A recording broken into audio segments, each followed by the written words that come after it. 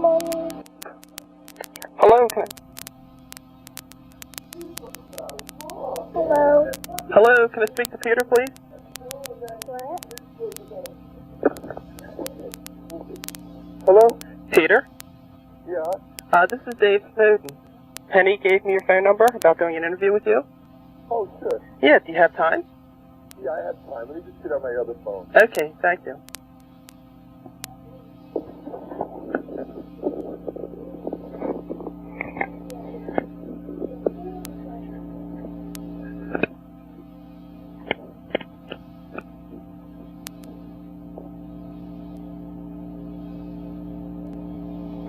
Hello?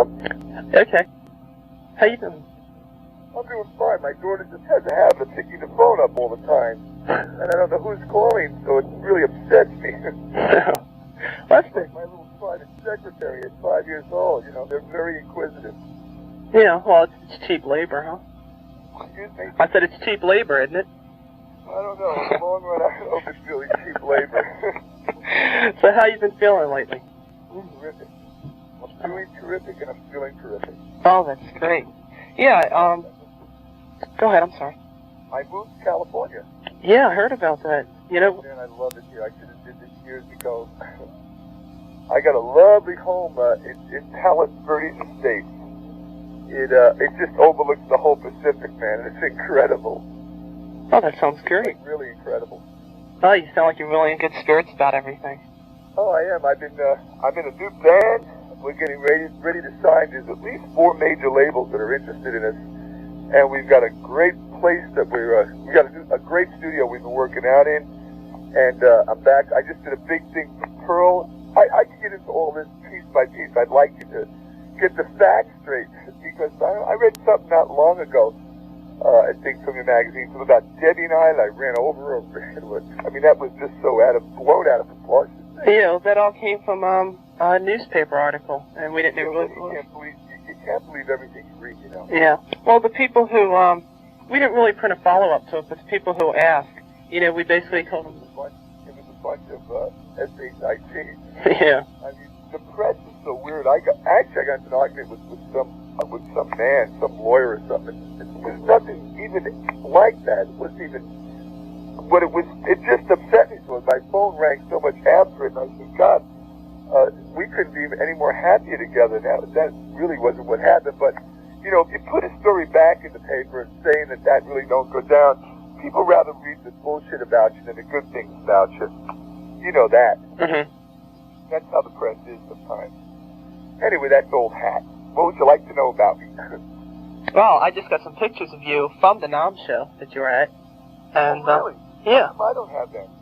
Well, you will get them. Pat Lucero, the guy that Ace introduced you to, he was a young kid, long dark hair.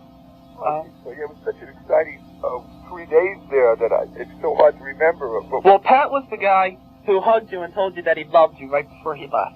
Oh, cool dude. Yeah, okay, Pat. Cool dude. Yeah, he took a lot of pictures. Oh, really, really nice. He took, the one of you and Ace is just fantastic. You know, when I talk to Pat, I'll be talking to him later today. I'll ask him to send them over to Rob's office for you. Oh, that would be sensational.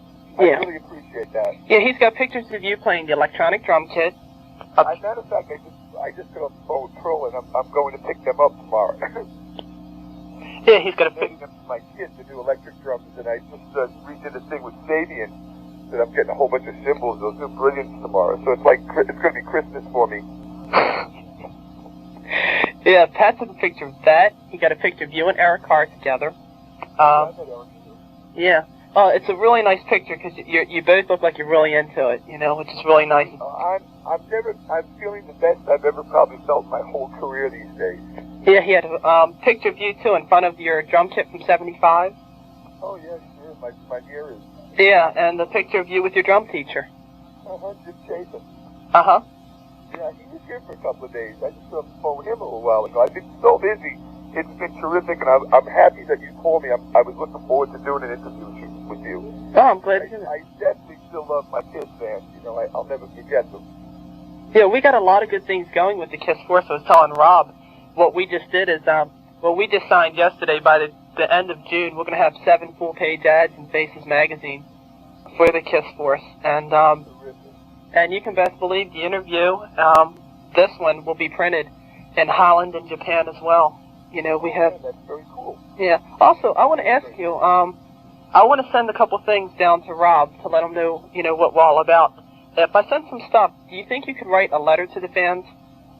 I think that would be too hard to do, sure. Yeah, well, what we've had is everybody, you know, that has been in KISS and that is in KISS has written letters at one point or another. And even Ace wrote one. It was really cool. It said, "To all my fans, don't give up. The album will be out soon. Thanks for hanging in. Love, Ace." And the fans... I'd love to do it. Okay, great. Well, I'll send some stuff over to Rob so that you have my address. Ron, I just signed with him. He's a really good manager. He's going to be really great for my new group. You know, he's a real solid dude. He manages like ELO, and he managed Leo Sayer and Criss and Rita Coolidge. He's a really top guy. Oh, that's great. I've never heard of him before. It's good to hear that he's been with some big people like that. Oh, you'll hear it. You will hear of him after we break our first album out. That's for damn sure. But he did handle ELO and Leo Sayer and Criss and Rita Coolidge and Janice Ian. So he's not like a nobody manager. He's quite known if you check him out.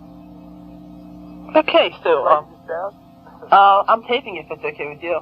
Oh, cool. Okay. Yeah. Well, it's easier for me if I get the facts straight that way. You know? That's true. So, well, anyway, what happened to the Criss Pentridge alliance that you had in Tennessee? Oh man, that was what a dilemma.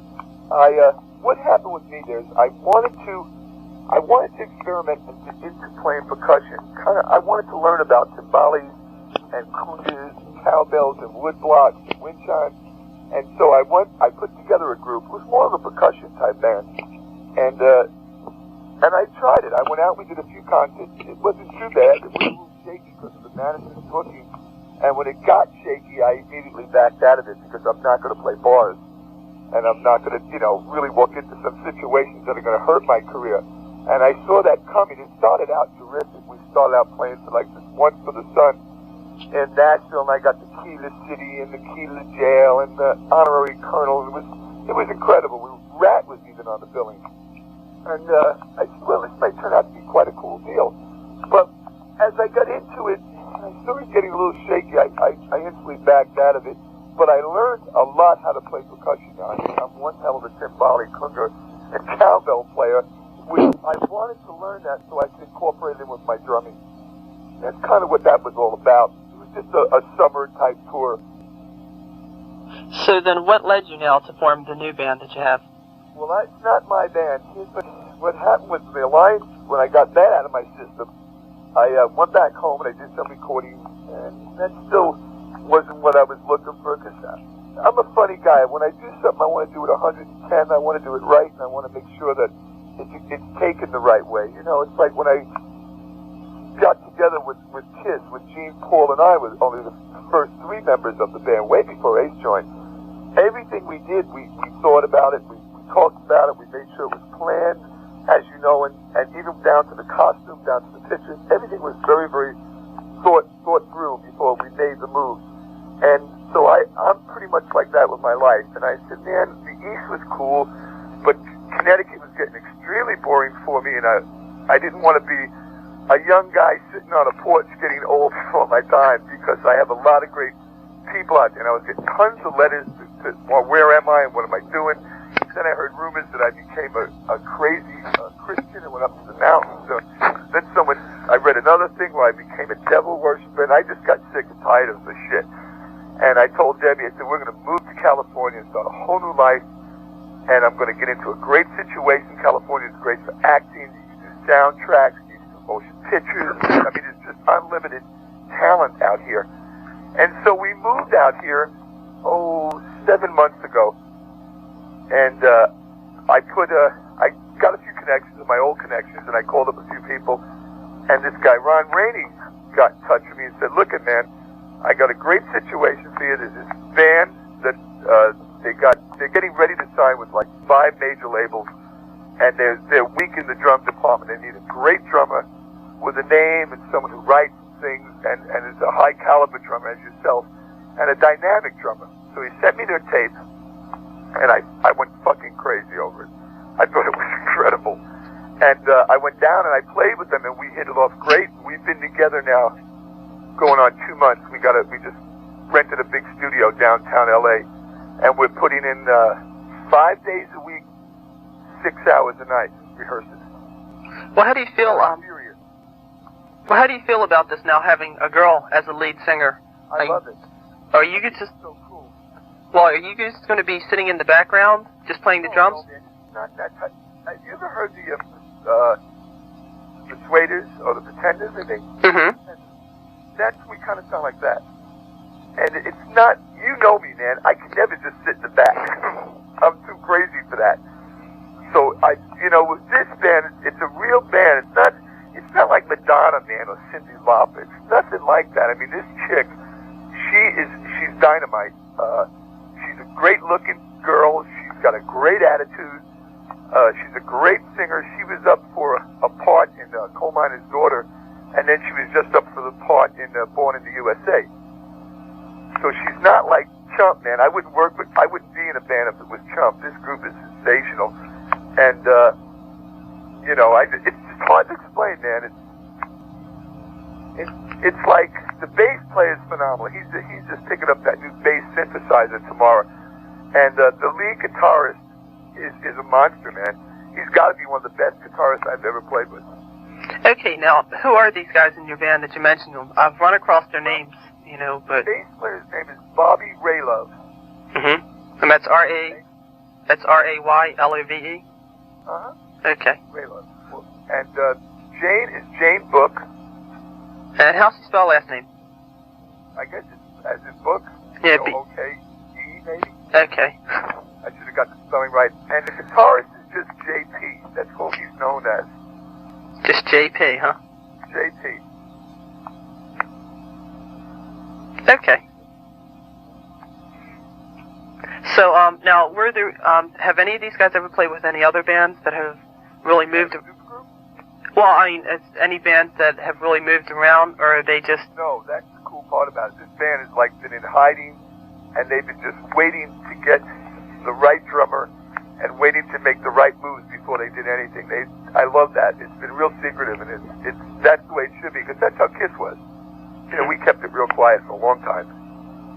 And this group's the same way. We got a really funky little hidden studio downtown, which I won't tell anybody where it is.